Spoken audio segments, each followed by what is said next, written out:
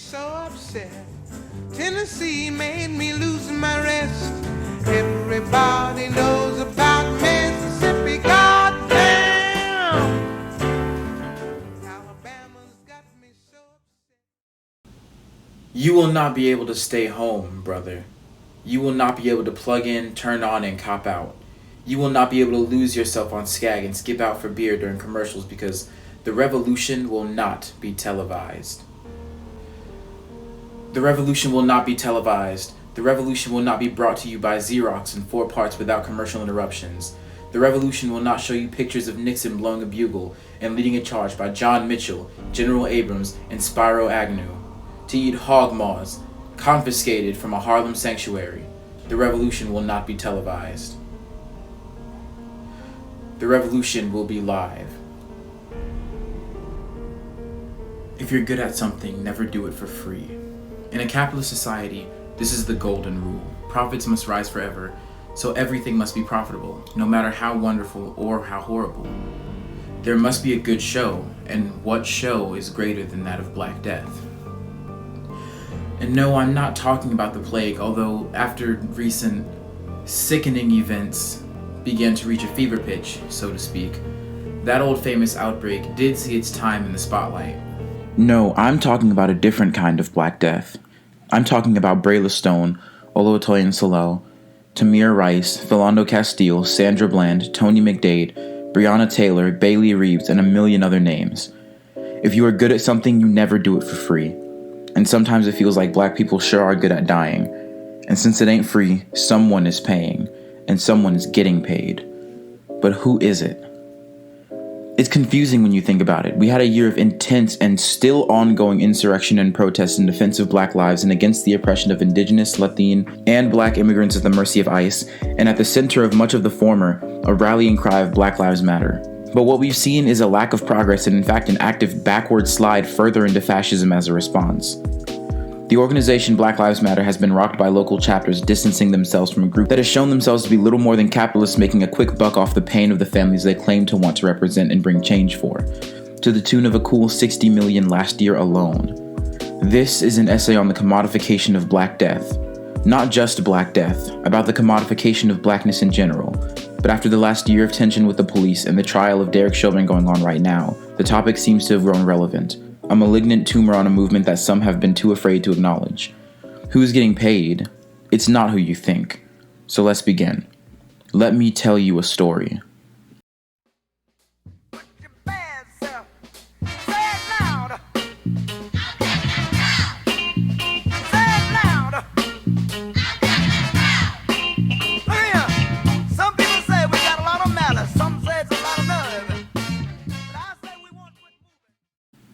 The Americanus, red, choleric, righteous, black straight thick hair, stubborn, zealous, free, painting himself with red lines and regulated by customs. The Europeanus, white, sanguine, brownie with abundant long hair, blue eyes, gentle, acute, inventive, covered with close vestments and governed by laws.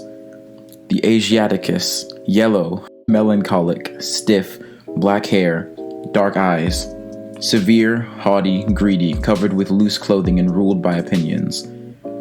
The Afro or Africanus, black, phlegmatic, relaxed, black frizzled hair, silky skin, flat nose, tumid lips, females without shame, memory glands give milk abundantly, crafty, sly, lazy, cunning, lustful, careless, anoints himself with grease and governed by caprice. These racist approximations of the human population were uttered by Swedish naturalist, explorer, and racist Carl Linnaeus in the 10th edition of his book Systema Naturae, published in 1758. This book, a collection of animal and plant classifications that laid the foundation for how we classify animals now, was not the beginning of racism, although it reflected the logic that had been employed by empires for years before to justify the horrors unfolding on the Atlantic coast of Africa and in the Americas. It was Prince Henry the Navigator who began the era of white Atlantic exploration and much of the legacy of racist violence that would follow. King Alfonso V, appointed to Gomez de Zurara, at the time a member of Henry the Navigator's military order of Christ, the task of creating a biography of Portugal's travels in the Atlantic and around Africa. In 1453, he would publish the book The Chronicle of Discovery and Conquest of Guinea. Within this book were laying the seeds of racial hierarchy and the beginnings of the commodification of blackness. Zurara's observations of black people were used to justify slavery, casting black people in a negative light and shaping the way that they were viewed for the rest of history. Gomes de Zurara grouped all of these peoples from Africa into a single race for that very reason, to create hierarchy, the first racist idea. Race-making is an essential ingredient in the making of racist ideas, the crust that holds the pie. Once a race has been created, it must be filled in, and Zurara filled it with negative qualities that would justify Prince Henry's evangelical mission to the world. The black race of people was lost, living like beasts without any custom of reasonable beings, Zurara wrote. They have no understanding of good, but only knew how to live in a bestial sloth. Ibram Kendi, How to be Anti-Racist. The transatlantic slave trade would be in full swing by 1526, 73 years after the publication of the Chronicle of Discovery and Conquest of Guinea. 12.8 million Africans would be kidnapped and enslaved in the Americas. 2.4 million would die making that voyage, and many more would die in the harsh life that came after. The rise of the transatlantic slave trade coincided with and aided the rise of capitalism. In fact, it was the most integral part, and as black slaves became necessary, they became a commodity, bought and sold like any other item. A phone, a chair, a TV set, a 15-year-old boy, a 12-year-old girl, all commodities under capitalism. The black body was no longer a human one. Instead, it was something you bought to fulfill a task or for the status of having it.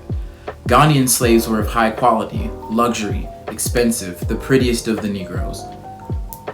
Angolans were the worst of the Negroes, the cheapest, the least desirable. Coincidentally, they were also the most frequent on the market. The law of supply and demand on the ethnic stage. If you ever hear people saying America's only culture is racism, it may seem harsh, but it comes from the fact that so many of America's oldest cultural icons have ties back to racism.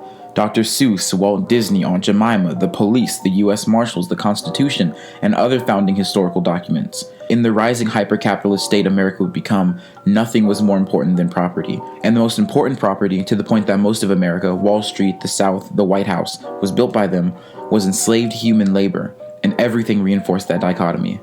At the same time, during the Southern antebellum and Reconstruction period, there was a widespread push for lost cause ideology and evangelism ruled by white racist and sexist ideas about nation, God, gender roles, and race.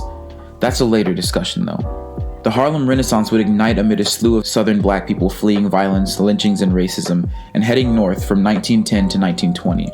Over that time period, over 300,000 people would move north. Amid this population boom, there would also come a new age of black art and culture that would last into the 30s. Black people in different parts of the country faced similar treatment and struggles, and so as music became a thing that was more accessible, black artists found massive success among their own ethnic community in America, as well as among white people. Though racism and capitalism did their usual fusion dance thing and led to an environment where artists like Billie Holiday nearly lost their careers for singing about lynchings and other black struggles, and would be made to play in white clubs and venues that they wouldn't even be allowed to sit down in afterward. Window dressing and tools for what counted as cool and performative wokeness for that generation. A commodity. The 70s and the environment created by previous decades of struggle against systemic racism, the struggle for civil rights, and the efforts taken by the state to destroy these movements, led to the conditions in the 60s and 70s that led to the rise of hip-hop and rap as a movement. The use of the term movement stems from the fact that hip-hop entailed much more than just music and dance, but visual art styles like graffiti, film, and also politics. Hip-hop is a socio-cultural movement that sprung up in New York City, specifically in the Bronx and Harlem, and among young African Americans. Cultural anthropologist R.H. Codrington traces hip-hop back to three antecedents: the West African griot tradition of wandering storytellers, the black church with its call and response style of music, an oral competition called Playing the Dozens, in which people faced off with their verbal skills. Hip-hop's originators utilized whatever was around them in their daily lives: DJ turntables, paint spray cans, block parties, samplers, and so on, in order to express themselves. They railed against a system that spawned hopelessness under heavy, oppressive racist structures and spiteful policing. From the very start, hip-hop, aside from being an artistic outlet and landing pad for daily expression, was political. Duppy Assassin, Going Black, the commodification of hip-hop culture. It was during these moments of black artistic flourishing that also coincided with black liberation struggles that white capitalists from major music studios and other positions of power within these fields would use their position to strongly influence the direction of the artistic forms of these movements, and therefore the movements themselves in some ways, in order to profit from them and make them safe and acceptable for the mainstream. Like Billie Holiday, many artists found themselves iced out of mainstream music venues that were increasingly corporate-owned due to deregulation policies from people like Ronald Reagan. Hip-hop and rap's purest forms would remain, and still remain, in spaces where corporate labels have less control over artists' voices and words. And while mainstream rap did often remain political, there was and is control over what politics are acceptable. What many people also don't know is that the CIA often had a direct hand in the portrayal of black culture, and still does, in order to control the US image overseas. Corporate consolidation of media outlets has galvanized this process of promoting a certain image of ghetto youth while downplaying the revolutionary or counter-hegemonic sentiments expressed in the music. Major labels and corporate conglomerates have very little interest in promoting artists who question capitalism or the free market fundamentalism. After all, it was that very system which originally granted them the ability to garner the enormous capital required to build their constantly expanding media empire. This control still persists to this day. While many rappers do still make interesting and relevant political commentary, in the mainstream, that criticism is rarely ever willing to directly call out capitalism.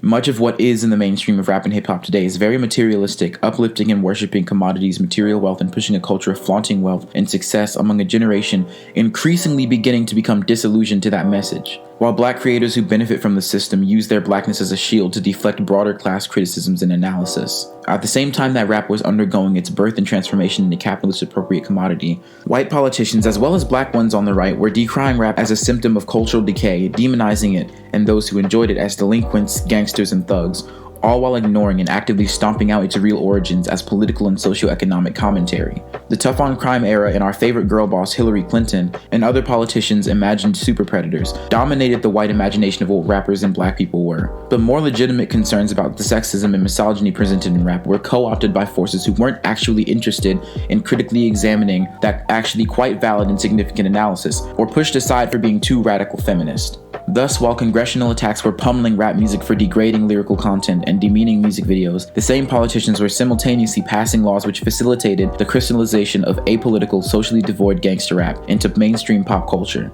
This apparently blatant contradiction is, when viewed in the context of the capitalist state, much more consistent than at first glance.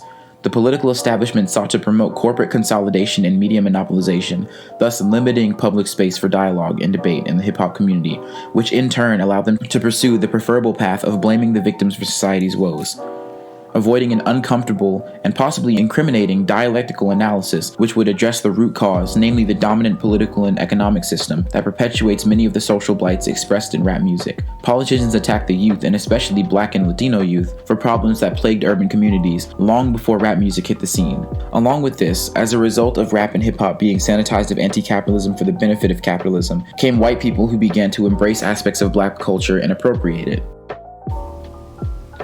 And this is not to say that black art is all state-controlled propaganda. People are allowed to have fun, and no one should be expected to talk about struggle all the time. And we're more than allowed to enjoy whatever music or media we enjoy. But I do want to suggest people keep a note of this and analyze the media they consume with a bit more of a critical eye, with the knowledge of three things. 1. Not all skinfolk are kinfolk, meaning while many black capitalists will use their shared experience of blackness to convince black people to overlook their exploitation and misdeeds, they are fundamentally opposed to the real liberation of black people. For example, R. Kelly. Number 2, the aesthetics of blackness have been money-making tools for both black and white capitalist class in opposite ways that persist in the mainstream culture to this day. And number 3, the presence of black people in the media is not equivalent to liberation, Candace. So much of that image that makes it to the mainstream is censored and controlled that we can have more diversity and representation in the government and in media, but not have any improvements to the actual material conditions of black people at all. Reforms made by black elected officials can simply be reformed, again, if someone from another party gets elected. Black stories like Black Panther and the newest Falcon and Winter Soldier, take a shot every time I say black, are propaganda pushing imperialism and American exceptionalism to a black audience. With that known, let's move forward. This is where the story takes a darker turn.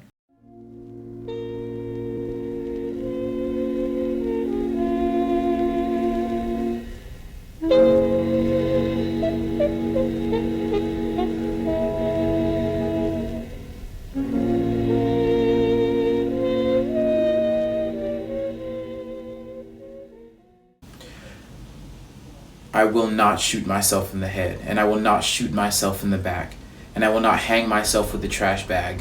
And if I do, I promise you I will not do it in a police car while handcuffed.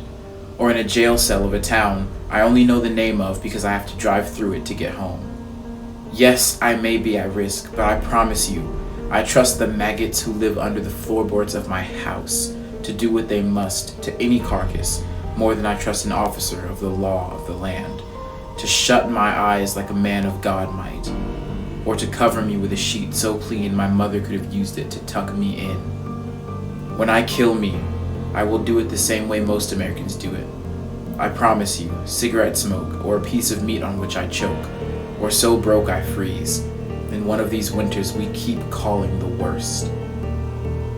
I promise you, if you hear of me dead anywhere near a cop, then that cop killed me.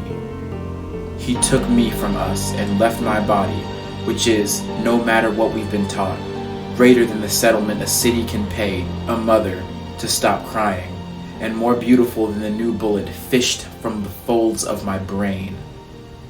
Why do I say Black Death specifically? Why specify race? Well, there's a specific reason for that. There are rituals for these things, my friends. Muhammad Ali once said, "Ain't nobody but black people gonna die in a revolution." And a whole lot of people went, "Yo, that's woke as shit." And George, the only one with common sense in the room, Jackson, responded with the rebuttal that black people were and are already dying, so it really doesn't make much of a difference. To Jackson, the black revolutionary is only a bit more damned than the black submissive. The Negro and death are closer than we sometimes think. Black history in America is in part a tragedy, a story of struggle and death, from the trail of black bodies that led from Africa to America to the 10,000 black people lynched from 1900 to 1920 that we know of, to the black people experimented on, infected, and killed by American medical scientists and facilities, the thousands killed by police, killed in police bombings and riots, the black trans women murdered by transphobic and domestic violence, a number that grows higher every year, all the way to COVID-19, a pandemic that shortened the national black lifespan by 3 years. When there is dying to be done in this country, it is almost always black Americans who die the most, who suffer the most. This isn't at all to erase the struggles of other people of color, because the fact of the matter is that every POC group in America still does more of the dying than white people. You turn on the TV and see Black Death, scroll on Instagram and see Black Death, click on Twitter and see Black Death, watch a movie and there's a chance the black characters die first. You walk down the street in LA and most of the homeless people you see are black. I look on GoFundMe and see black mothers, black teens, black people in dire situations, close to death, begging for help. Everywhere you look, there is Black Death. Here's a thought I had. I was talking to a friend who's a person of color about how their white ex did something really stupid that put their safety and health at risk in a really significant way and didn't really care or make any effort to solve the issue or alleviate the risk even after learning what they had done. And they were expressing that they didn't understand why their ex would be so reckless when they were usually very astute when it came to their white family and friends in similar situations. And in part, I did chop it up to typical white dude ambivalence for the consequences of one's actions on other people, but I also raised this point.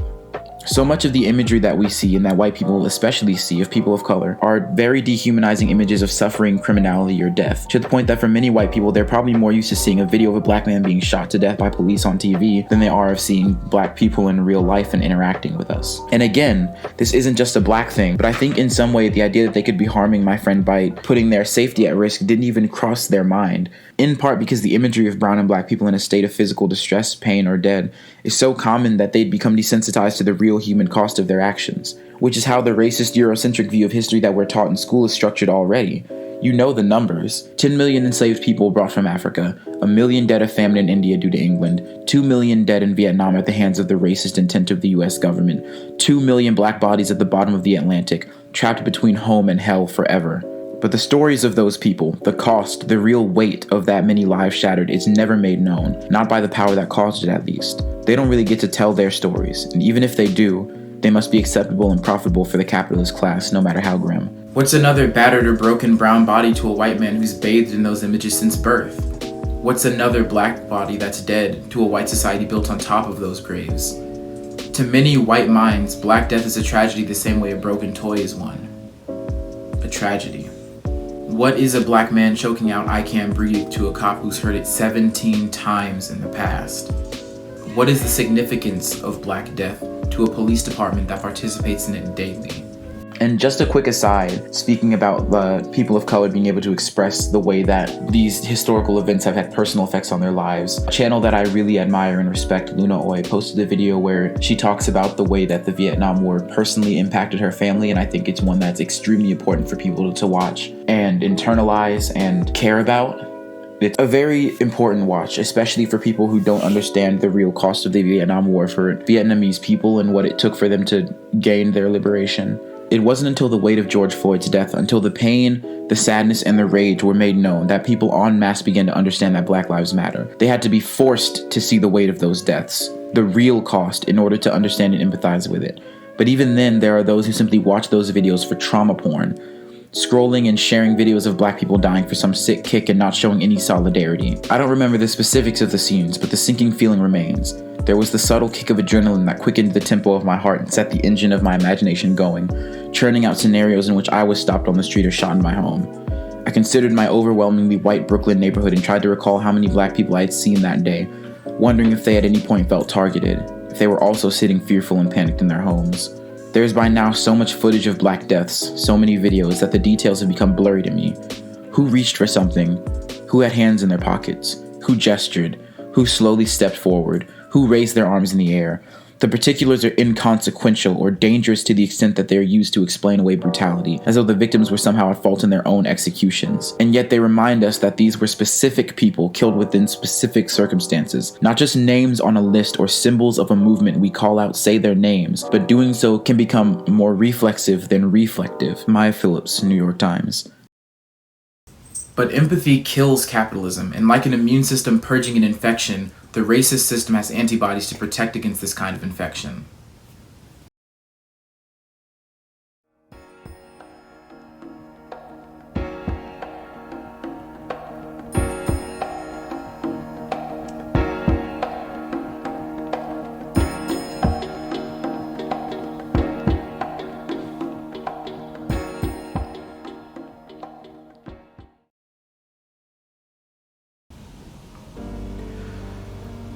My body was returned to me spread-eagled, disjointed, redone, draped in mourning on this white winter's day.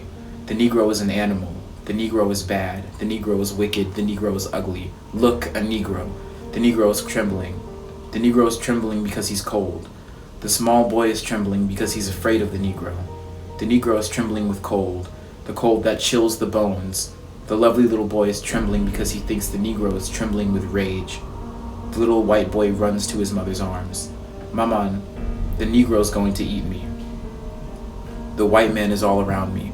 Up above, the sky is tearing at its navel. The earth crunches under my feet and sings white, white. All this whiteness burns me to cinder. There are three typical reactions from white people in the face of Black death. Ambivalence, which is to say, a lack of care. Performative care, which is self-explanatory, and something we'll discuss in a little bit, and this section's topic, backlash and reaction. The most common form of this you may know is the drug thing. After a Black man is killed by police or by racist violence, there's a scramble to place upon them some form of criminality that can absolve their killers of guilt. Usually this is drugs. This is the same thing they did with Trayvon Martin, Breonna Taylor, and George Floyd, claiming an affiliation with drugs in order to excuse their deaths because apparently in America, it's perfectly okay for police to extrajudiciously murder people for minor drug offenses. The invocation of a Black victim's past, the assertion that they were no angel, as if we aren't allowed to grieve our own dead. This is an old trope in the cycle of Black death. This is criminalization and demonization. The victim had been accused or convicted of some crime in the past, or used some drug. But like the lack of a story behind the numbers, there's a lack of story behind these accusations used to excuse murder. The accusation and the idea that they could be guilty of anything at all justifies the murder somehow. And this is a remnant, a tool of another time, an ancient weapon from a bygone era, if you will. In the book White Evangelical Racism, author Anthea Butler discusses how Southern lost cause ideology and old anti-Black tropes from the slavery era went on to influence politics in the future. This was incredibly deliberate. These tropes moralized and glorified the cisgender heteronormative standards of the South into a white supremacist mythology that guided policy up to the modern day. Black people and people of color were demonized, while white chauvinism, patriarchy, God and Christianity, Southern chivalry, and white womanhood were all uplifted and glorified to become symbols of the white domination of the South. The religious aspect was the most important part, as religious ideas were used to justify slavery and oppression. Ministers used the mythology of the lost cause to promote moral reform, conversion to Christianity, and the education of the young in Southern traditions. In the process, they recast the Confederacy as a defense not of slavery but of the South, its traditions, and the superiority of the Southern way of life as a moral exemplar against the North. This lost cause aesthetic, according to historian W. Scott Poole, was steeped in romanticism and evangelicism, and it replaced slavery as the cohesive narrative of the South. It also maintained the most important element of slavery, the idea that black people were inferior to whites and therefore unable to take an equal place economically or socially in the Reconstruction South. All of this reinforced the boundaries of racial identity, reaffirmed antebellum attitudes regarding gender, and fueled and revivified Confederate nationalism. Anthea Butler, White Evangelical Racism. White women were an extremely important part of this, not because they held power, but because they too were upheld as a commodity, exemplified as the perfect paragon of purity, which is basically code for having little to no personal freedom and being under the strict thumb of white men. With the upholding of white women as symbols, not people, of white hegemony and innocence, came the opposite image. The white woman was a pure, innocent, virtuous, virginal angel. The black man was deranged, violent, and savage, an animal. White women were angels, and black men became demons. The white woman is not human. She is ambrosia. She is the food of the gods that no mortals allowed to touch. And the opposite of this is where the criminalization comes in. Because when the war on drugs began, the language used by the policymakers who pushed it was essentially the same language that lost cause ideology used for black people. Frantz Fanon had something very interesting to say about this that I talk about in my previous video on him that I think is relevant here. Out of the blackest part of my soul, through the zone of Hawchers, surges up this desire to be suddenly white. I want to be recognized not as black but as white. But, and this is the form of recognition that Hegel never described, who better than the white woman to bring this about? By loving me, she proves that I am worthy of a white love. I am loved like a white man. I am a white man. Her love opens the illustrious path that leads to total fulfillment. I espouse white culture, white beauty, and white whiteness. Between these white breasts that my wandering hands fondle, white civilization and worthiness become mine. Frantz Fanon was expressing a situation where acceptance from white women makes him feel more human. And the situation he's describing is exactly one that white men feared and hated the idea of. Remember, white women weren't people who could consent to sex. They were a commodity, a symbol. Black men sleeping with white women was a defiling of that symbol, a tainting of it. If a white woman is an angel, then a black man is a demon. If the white man is God, and this sin is the same as that of Tantalus, stealing ambrosia from the gods, Prometheus stealing fire, a sin that deserves punishment, lynching, cast down for wanting to become God. From this perspective, a death by lynching for alleged sexual crimes, which is what they often were, represents an ironic twist on a black person's attempt to rise to humanity, lifted up the way they wanted to be in life, though with a somewhat cruel caveat attached. For the sin of his desire to be white, Fanon gets a braided necklace he'll never take off. White Southern women were not mere bystanders. They came to serve an important cornerstone of lost cause religion. The purity, innocence, and respectability that Southern womanhood evoked for white men were an essential part of the social apparatus and logic that kept black men and women in subjugation and fear. As a symbol of the racist South, white Southern women provided order through their domestic lives and their bodies. The practices of religiosity, respectability, and homemaking that they cultivated reflected a genteel morality and emphasized the sacredness of a particular type of family structure. These women, existing virtually on a pedestal, were seen as the virginal ideal of home and hearth. This image was juxtaposed with stereotypes of freed black women, who were considered sexually promiscuous, impure, and not in need of protection. Black men were understood to be dangerous brutes and rapists, essentially uncontrollable. These racist tropes were used not only to continue to subject the newly freed to danger and ridicule, but also to promote violence as a way to maintain order and protect white womanhood.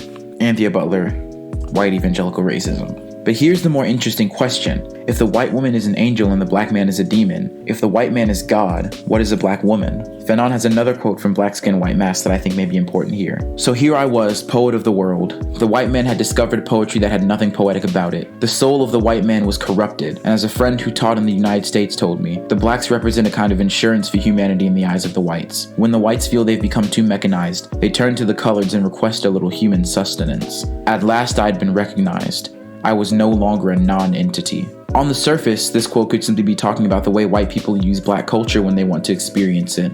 as well as other POC cultures, as some archaic, primitive thing more in touch with humanity for them to buy, so they feel more connected to their own humanity. But remember, culture is a commodity, yes, but so are people. In a way, this quote could be about the emotional labor Black people do for white people. I often have this experience where white people will just be like, I feel like I can tell you anything, you're so easy to talk to, as they dump on me their trauma. Seriously, y'all, stop it. Their issues, stories about family members who were racist but like still good, quote unquote. For real, white people, I don't want to spend 20 minutes with you telling me how much you love your racist family member and how nice they were to you even though they were like actively racist and horrible to people of color. It is so weird. Why are you trying to convince me that this person was good? Whatever weird you're processing, it's not my business and I don't want to be involved. It's a conversation for you to have with another white person, because I personally do not care. I don't think you guys understand how often this happens, actually. But looking at the quote with a more nuanced lens, we can also see a side of this experience that's sexual. Black trans women are aware of the fact that when white men, and Black men too, men in general really, want to express sexual acts or behaviors that are seen as inappropriate for a man, being sexually submissive, certain kinds of sex and other forms of sexuality that bend our cisgender, patriarchal, and heteronormative view of sex, they go to Black women, Black trans women, Black sex workers, Black women in general. Black women are used by men as a repository for the degeneracy they hide. This is a thing that affects marginalized women in general, but specifically in this situation, Black women. The same way hopes, dreams, and ideology are placed on white women, degeneracy, sin, and incongruence are placed on Black and brown women. An angel and a scapegoat. The Black woman was subject to oppressive and evil stereotypes and standards as well, ones just as deadly that led to medical experimentation, brutality, and cruelty. The Black woman's status as devil excuses any treatment she receives and gives men a space they feel entitled to use to express their sexual depravity. During slavery, Black women were not spared from physically demanding work. Black women who worked in the field did the same work men did. They were subject to the same punishments male slaves received: whipping, branding, and mutilations. Whites believed that Black women did not have the same delicate constitutions that white women had, and they were more suited to work as beasts of burden.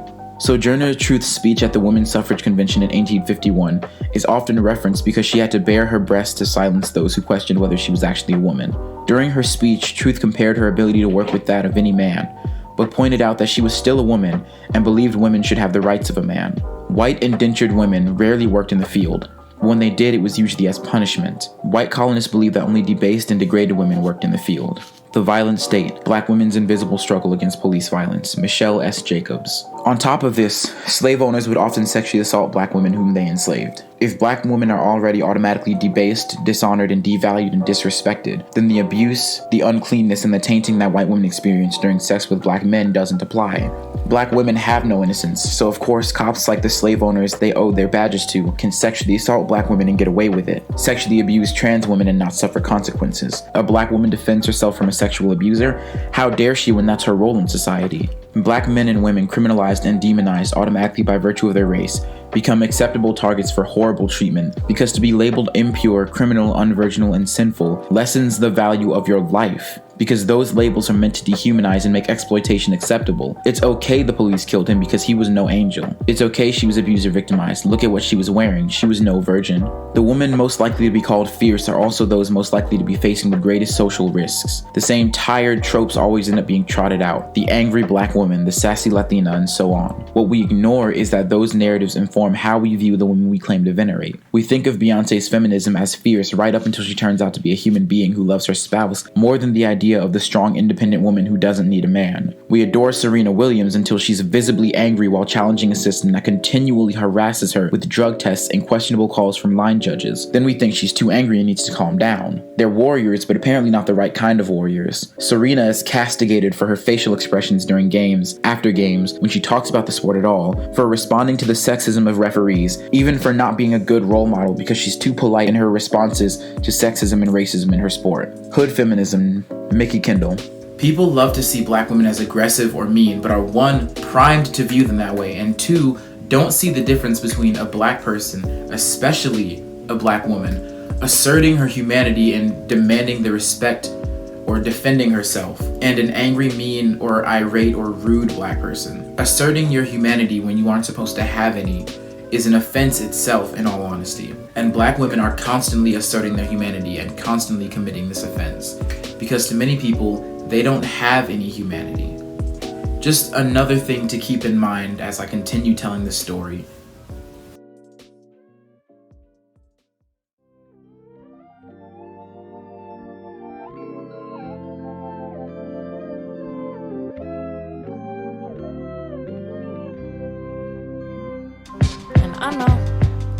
money don't really make me whole. The magazine covers drenched in gold. The dreams of There will be no pictures of you and Willie Mae pushing that shopping cart down the block on the dead run or trying to slide that color TV into a stolen ambulance. NBC will not be able to predict the winner at 8:32 on report from 29 districts. The revolution will not be televised. There will be no pictures of pigs shooting down brothers on the instant replay. There will be no pictures of pigs shooting down brothers on the instant replay. There will be no pictures of Whitney Young being run out of Harlem on a rail with a brand new process. There will be no slow motions or still life of Roy Wilkins strolling through Watts in a red, black, and green liberation jumpsuit that he has been saving for just the proper occasion.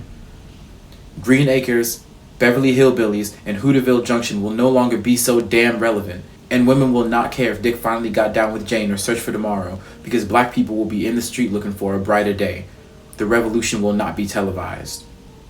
The demands that the risks be taken by those without the insulation of racial privilege never abate. Instead, the narrative is one that lauds the courage of those who do take the risks, with very little discussion of the possible aftermath. Whether it's being outspoken about police brutality, harassment and sexual assault in politics, entertainment, tech, or other industries too, often those who speak out are positioned more as sacrifices than saviors. When the seemingly inevitable backlash complete with harassment and death threats starts, some feminists will speak up. Many will simply suggest contacting the police or the FBI, but they won't offer anything else. And if anyone brings up the lack of meaningful support for victims, the conversation is quickly shifted to center on those who didn't take the risk. Hood Feminism, Mikki, Kendall. The most amazing development of capitalism beyond the steam engine, beyond the atom bomb, the cell phone, interstellar travel, beyond all of that, the most incredible achievement of the capitalist state is the uncanny ability to make money off of literally everything. Everything. Capitalism can build an industry off of prisons and death penalties, war, police, propaganda for political campaigns, news, media, politics itself, and most importantly right now, activism and revolution. Uber, Ben & Jerry's, and so many other companies came out to show support for Black lives and still are in the face of Black death, performing solidarity to earn a quick Black buck, and a few from sympathetic whites as well. Never mind looking into how these companies from Nestle to Amazon exploit and destroy Black people and Black lives the most and contribute to and uphold capitalism that causes our struggles in the first place. In early June, when Black Lives Matter protests crowded the streets of the world, Performative was mentioned more than 550,000 times a day on Twitter, Instagram, and Facebook. A huge spike from the roughly 15,000 daily mentions it got before a police officer killed George Floyd on May 25th. Since the summer, it's still mentioned about 125,000 times a day. Brittany Beckman, Mashable. During the May uprisings, there were constant examples and constant call-outs of performative wokeness and activism. I saw plenty of examples in my time on the ground. We all remember the randomly naked white lady and these performative displays that were and are still a plague, like the Black Square thing. Or literally any company that claimed to be in support of BLM but never really did anything. There was also a rise in protest influencers and streamers like activist John, the guy who was a known FBI infiltrator at BLM protests and also was at the Capitol riot. Nice. Or like Target, who, like other companies, communicates directly with LAPD to get them to protect their shit. Because stuff matters more than people. Stuff matters more than people. On the less extreme side of the spectrum of people sucking the life out of civil rights movements, we have Shaun King, and this is where the story gets important. Samaria Rice, the mother of Tamir Rice, has been organizing and fighting for justice for her son and community since his death in 2014. On March 16th, she called out liberal Black Lives Matter activists at the BLM organization and otherwise, detailing how they had exploited and profited from their involvement in her son's death. Tamika D. Mallory, Shaun King, Benjamin Crump, Lee Merritt, Patrice Coolers, Melina Abdullah, and the Black Lives Matter Global Network need to step down, stand back, and stop monopolizing and capitalizing on our fight for justice and human rights. We never hired them to be representatives in the fight for justice for our dead loved ones murdered by the police. The activists have events in our cities and have not given us anything substantial for using our loved ones' images and names on their flyers. The attorneys in our fight are also misleading the impacted families. In the case of Tamir Rice, it was even questionable as to whether Benjamin Crump knew the laws in depth in the state of Ohio. I fired him 6 to 8 months into Tamir's case. We don't want or need y'all parading in the streets, accumulating donations, platforms, and movie deals, etc. off the death of our loved ones while the families and communities are left clueless and broken. Don't say our loved ones' names, period. That's our truth. Funnily enough, Melina Abdullah is quoted in one of the articles I referenced earlier talking about performative activism and allyship.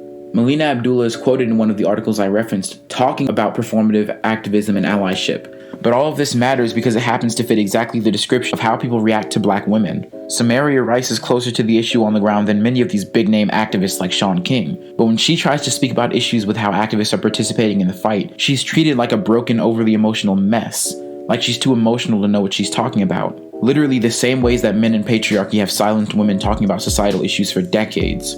She's crazy, she's irate, she's rude, she's uneducated, she's grieving, she doesn't know what she's talking about. They're more concerned with the way Samaria Rice talks about the issues than what she's actually saying, because if they engage with her actual words, then they would have to admit that she's right. I actually tried to go to Shaun King's article to read his response, but when I clicked on it, funnily enough, the article was hidden behind a paywall. The American government is like a living organism with immune responses. Whenever something goes wrong in part of the body, it begins a process to fix it. You sneeze and all of your muscles compensate for that movement. A war starts and America amps up weapons production. The police kill someone and every part of the nervous system activates to deal with the tumor. The police block off the streets where the shooting was for hours and keep information tight-lit until they can construct a narrative that fits for them, until they can get a gun that they can lie about onto the scene. They can release a statement to pacify the community. If that doesn't work and the people continue to apply pressure, they issue a statement of some kind of solidarity and perform the act of giving a shit. If pressure continues to be applied, then they'll use force to scare people into silence, and activists co-opted by the state in order to drain energy from the rest of us with vaguely golden marches,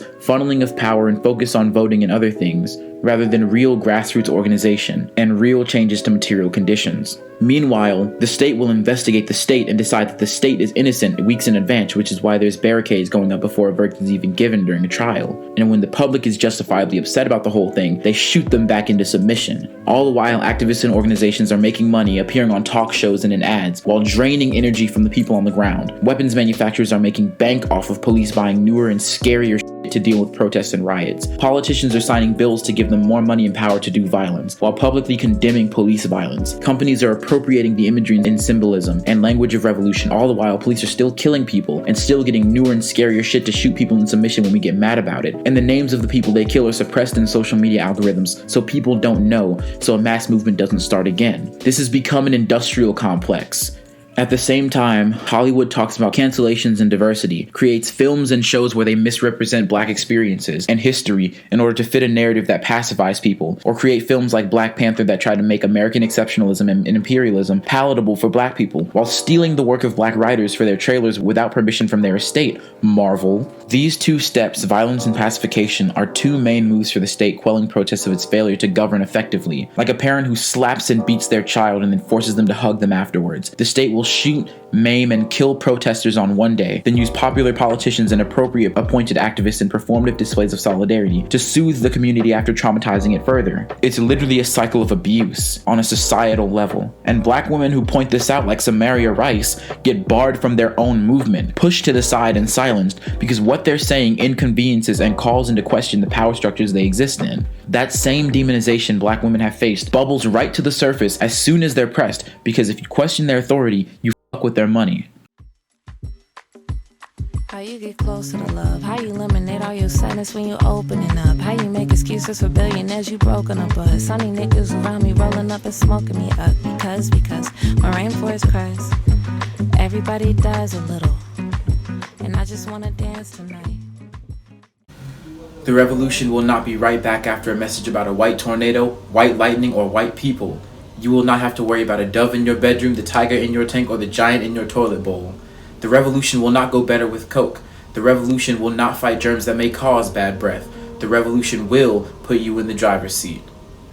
The revolution will not be televised, will not be televised, will not be televised, will not be televised. The revolution will be no rerun, brothers. The revolution will be live. So what do we do moving forward? How do we alter our responses to injustice in order to compensate for the commodification of our blackness and movements? I think that coming up with a solution feels more difficult and complicated than it really is. But firstly, grassroots organization is the most important thing. People can have a lot of followers and talk about relevant things, but real activity, real impact comes from putting boots on the ground and working in communities, and there are precious few organizations that are willing to do that. Local chapters, grassroots movements, and organizations started and run directly by families of victims of police violence and communities personally impacted should always be the focus. That is where the resources should always go. Being connected directly to organizers, independent journalists, and people working from the communities who actually are impacted is vital, because oftentimes they are the primary sources. If you want to know the realities of police violence against protesters or the efforts of grassroots movements, then you need to speak with them directly. One of the things I hear often when conservatives talk about BLM is that BLM doesn't care about black on black crime and stuff like that. And part of the reason why they can say that is because sensationalist media and performative activists seeking to profit off black death appropriate resources and attention from the grassroots organizations actually doing all of that work. Their only view of the movement comes from corporate co-opted state-approved Black Lives Matter and not from the real on-the-ground people. What people need to understand is that sharing social media posts and infographics made by Instagram pages that blatantly spread CIA propaganda and doing online Twitter wars with Trumpers and racists and such is not activism. Work that changes the material conditions of and protects vulnerable communities and marginalized people and fights for autonomy and self-determination. That is real activism, and there are ways to tangibly support that from home. For example, much of the response Asian activists have taken in the wake of the recent hate crime spikes is, instead of looking for more policing in their communities, community members are stepping up to form their own grassroots groups to protect their communities without the need for bringing more violence in the community with police. Real movements that cause change start this way, by putting our feet on the ground and keeping them there, giving these community-led efforts the resources they need to continue to do the amazing work they do, instead of letting it be snapped away by national networks that don't support their own grassroots chapters. The Negro leaders, whether conservative or liberal, need to be exposed and superseded. The masses themselves will have to spring into action and not wait for any self-appointed leaders. We are the ones who will be starved by budget cuts, tortured in prison, shot down in the street by racist cops, and forced to live lives of quiet desperation. Perhaps the demonstration in Washington, D.C. on January 20th, Bush's inauguration day, will be the beginning of a mass protest campaign to last through the dark years of his reign. So what road is in order for the Black movement? Continue to depend on opportunistic, democratic hack politicians like Bill Clinton or Ted Kennedy, or the same old group of middle-class sellout leaders of the civil rights lobby, one or another of the authoritarian Leninist sects who insist that they alone have the correct path to revolutionary enlightenment, or finally building a grassroots revolutionary protest movement to fight the racist government and rulers. Only the Black masses can finally decide the matter whether they will be content to bear the brunt of the current economic depression and the escalating racist brutality, or will lead a fight back. Anarchists trust the best instincts of the people, and human nature dictates that where there is repression, there will be resistance. Where there is slavery, there will be a struggle against it. The Black masses have shown that they will fight, and when they organize, they will win. Lorenzo Irvin, Black Faces in High Places. All of this is to say, be more critical of any public figure who gains a following or money talking about these issues. All of them, even me. Do your own research and look into grassroots community organizing in your own homes. If you have a few close friends in your neighborhood, if you have a few friends at all, you already have enough people to start organizing a way to respond to your community's needs. You do not need and should not wait for any government or large organization like BLM to guide you, because the tools to organize for your community exist, scattered among you and your friends and neighbors. And if we bring those resources together, we can and will affect real change. Mutual aid is how oppressed and marginalized communities, indigenous, Black, and queer, have always survived in America. Anti-fascism has always been our movement first. It is an aspect of our history that we aren't taught often, but it has always been there. Believe in your own power to affect change and then do it. Connect with other mutual aid groups in your city and share resources, spaces, and events with them. Eventually, these autonomous forms of community aid will outgrow our need for state intervention. Instead of the state funneling money into itself to do nothing for us, our own grassroots organizations can demand that funding for themselves and make sure it goes to the people who need it, so that a mother who lost her child to racist policing will never have to worry about losing her home again. So we can stop being cheated out of our revolution.